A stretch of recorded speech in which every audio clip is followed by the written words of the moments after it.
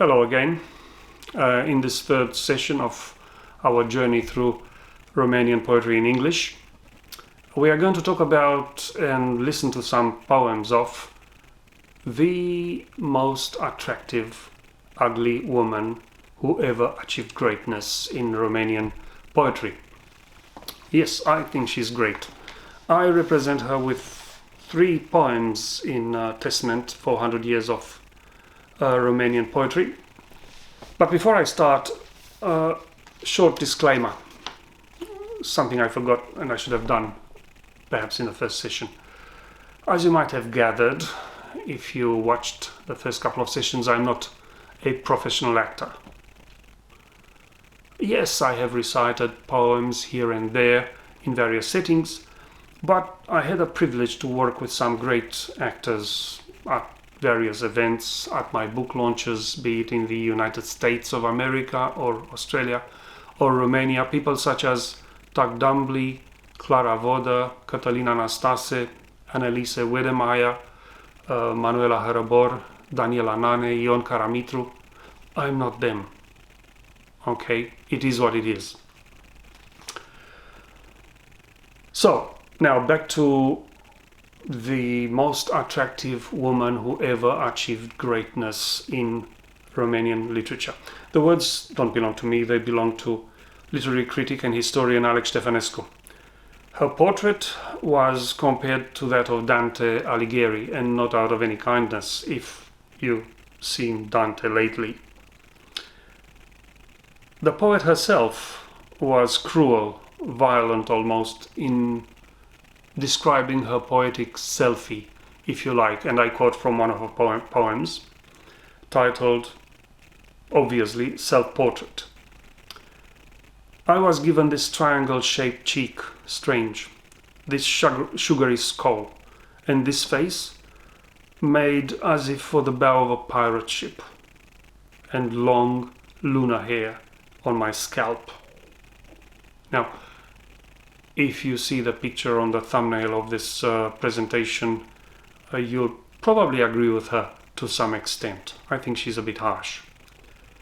God, writes literary historian Alex Stefanescu, compensated by endowing Nina Cassian, that's who we are talking about, with brilliant intelligence, with multiple talents and aptitudes for literature. She was a poet, a journalist, an editor, a translator. For music, she was a pianist and composer. For painting, and also with a strong and playful spirit. Nina Cassian lived for 90 years, between 1924 and 2014, and achieved as much as other people do in 400 years. Her life, the reality of it, is certainly stranger than the fiction would ever be. Her debut was trenchant in aburdist-surrealist fashion. The Scale of 1 to 1 was the title of the volume, and it was published in 1948, just as Romania was in the grip of a communist dictatorship installed by the Red Army. The communist authorities didn't like it. They labeled it as decadent. Seemingly frightened, Cassian submitted with some enthusiasm, shall we say, to the demands of socialist-realism between 1948 and 1956. She eventually returned to her own voice, a brilliantly lucid voice with ludic tones, without focusing on a single style, rather loving all genres with some kind of poetic-nymphomania, as literary critic Nicolae Manolescu writes. She wrote brilliantly in many genres, from classical to postmodern, even including some brilliant poems for children. There is only one other case in Romanian literature I can think of, which is similar, and that is Tudor Arghezi, another one-man band who could play every instrument, doing everything well in poetry. In 1985, while she was teaching a course in New York, as a visiting academic, she found out that one of her good friends, one of her best friends, who was entrusted with her personal diary for safekeeping, was arrested and killed in prison, as the diary contained anti-Ceausescu sentiments. She decided to take refuge in the USA, where she lived for another 30 years and continued to publish in both Romanian and English. Over there, she married Maurice Edwards, a wonderful man I had the privilege to meet, manager of the Broadway Symphony Orchestra. Her third and last marriage. At the launch of the American edition of Testament, Anthology of Romanian Verse in 2017, I had the privilege of having Maurice Edwards recite a poem by his late wife. He was a nonagenarian by this stage himself. Here he is. Let's listen to him. I know to inquire of a lamb or a mountain, and once in a forest I kissed a small fountain. I know how surprised is the color blue. I have a garden and a window view. I also have a book very thin and small, which only has space for one love to crawl. Can I take my place near you on the star? Sure, replied the prince. You are my friend from afar.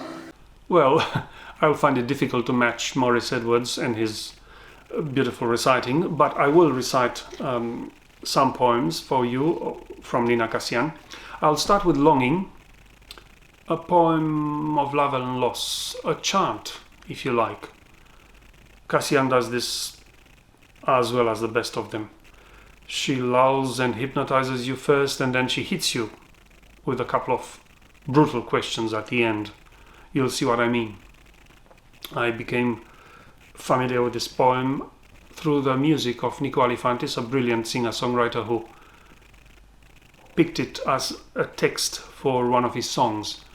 In fact, in a future session I'll talk about the influence singer-songwriters had on me starting to put together books such as Testament, representing the Romanian poetry in English.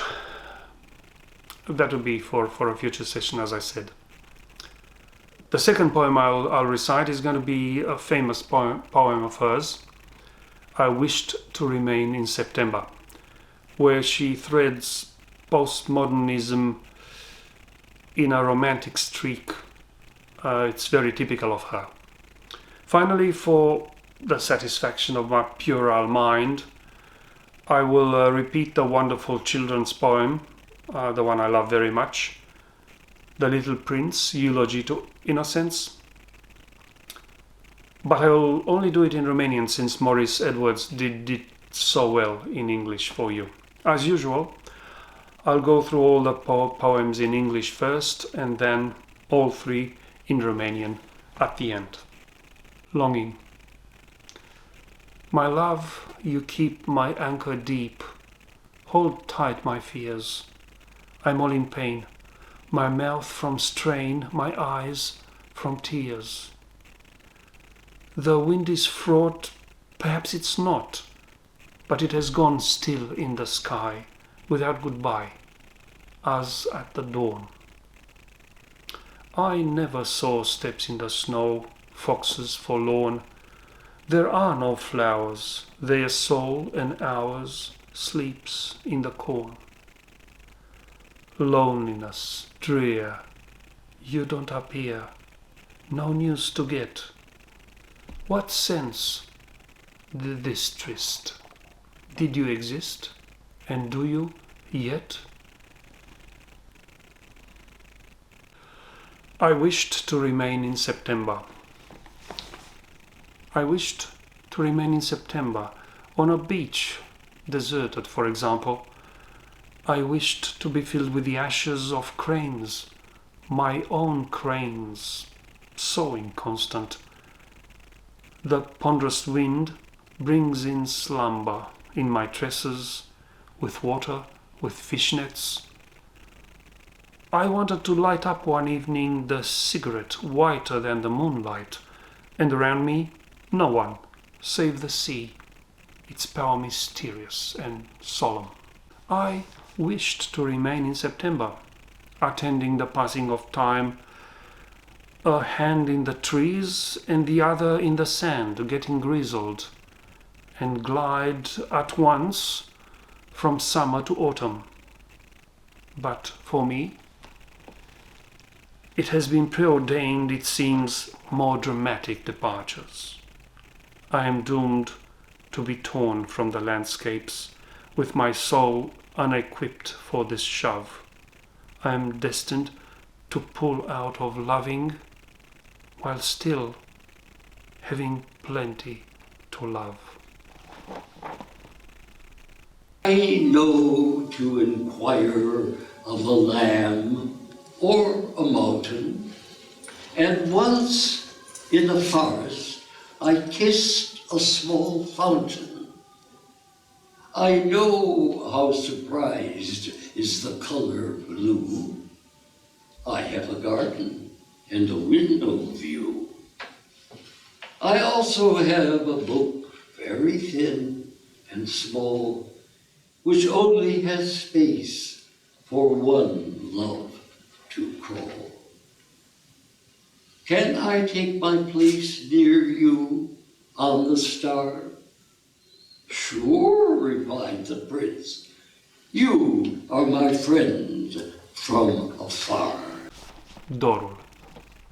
Dragostea mea, ancoră grea, ține-mă strâns. Toate mă dor, gura de dor, ochii de plâns. Vântul căzu, poate că nu, dar s-a făcut liniște în cer, fără puteri ca la început. Nu mai visez pași pe zăpezi, urme de vulpi. Nu mai sunt flori, sufletul lor doarme în bulbi. Singurătăți, nu-mi te arăți, nu-mi trimiți vești. Cât fără rost, oare ai fost? Oare mai ești? Vroiam să rămân în septembrie. Vroiam să rămân în septembrie pe plaja pustie și palidă. Vroiam să mă încarc de cenușa cocorilor mei, nestatornici, și vântul greoi să-mi adoarmă în plete cu apă năvoade. Vroiam să-mi aprind într-o noapte țigarea mai albă ca luna și în jurul meu nimeni, doar marea cu forța ei ascunsă și gravă. Vroiam să rămân în septembrie, prezentă la trecerea timpului, cu o mână în arbori și cu alta în nisipul cărunt, și să lunec odată cu vara în toamnă. Dar mie îmi sunt sorocite pe semne plecări mai dramatice.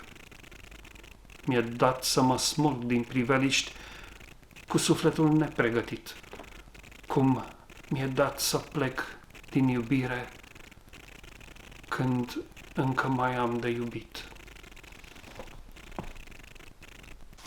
Micul prinț, elogiul candorii.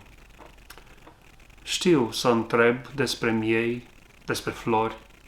Odată, într-o pădure am sărutat un izvor. Știu ce uimită-i culoarea albastră.